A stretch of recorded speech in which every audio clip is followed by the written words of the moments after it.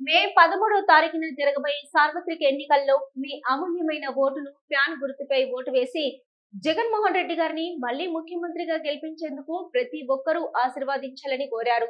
చీపురుపల్లి నియోజకవర్గ శాసనసభ్యులుగా శ్రీ బొత్స సత్యనారాయణ గారు, విజయనగరం పార్లమెంటు సభ్యులుగా శ్రీ బెల్లాన చంద్రశేఖర్ గారు వైఎస్ఆర్ కాంగ్రెస్ పార్టీ తరపున పోటీ చేయుచున్నారు. కావున మీ 2 ఓట్లను ఒకటి ఎమ్మెల్యేకు మరొకటి ఎంపీకు ఫ్యాన్ గుర్తుపై ఓటు వేసి అఖండ మెజార్టీతో గెలిపించమని ప్రతి ఒక్కరిని కోరారు.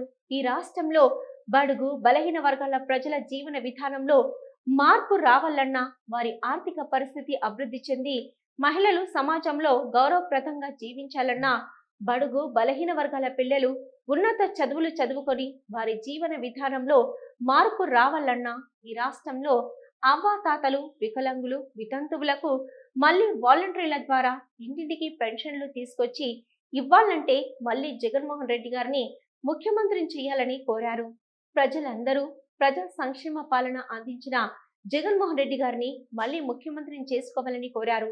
ఈ దేశంలో ఏ రాష్ట్రంలో లేని విధంగా అవ్వాతాతలకి, వికలాంగులకు, వితంతువులకు పెన్షన్ డబ్బులు ఇంటింటికి వాలంటరీ వ్యవస్థ తీసుకొని వెళ్లిస్తుంటే వాళ్ళ మీద చంద్రబాబు నాయుడు వాళ్ళ తొత్తులు ఎలక్షన్ కమిషన్ కి కంప్లైంట్ పెట్టి వాలంటరీ వ్యవస్థను ఇంటింటికి పెన్షన్లు పంపిణీని అడ్డుకున్న దుర్మార్గుడు చంద్రబాబు నాయుడు అని అన్నారు.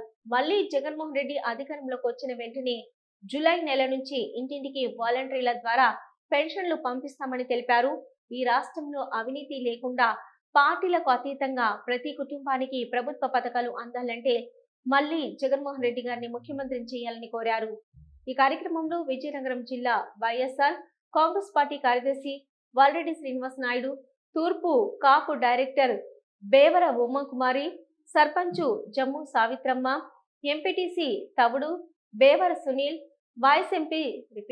వైస్ ప్రెసిడెంట్ శ్రీను, సిమ్మల అప్పన, పీసీని మహేష్, కన్వీనర్ ఎజ్జివరపు అప్పలనాయుడు, మురళి, శ్రీను, దన్నాన సత్యనారాయణ, శివ, దబ్బాడ ఆనంద్, స్థానిక నాయకులు, కార్యకర్తలు, అభిమానులు పాల్గొన్నారు.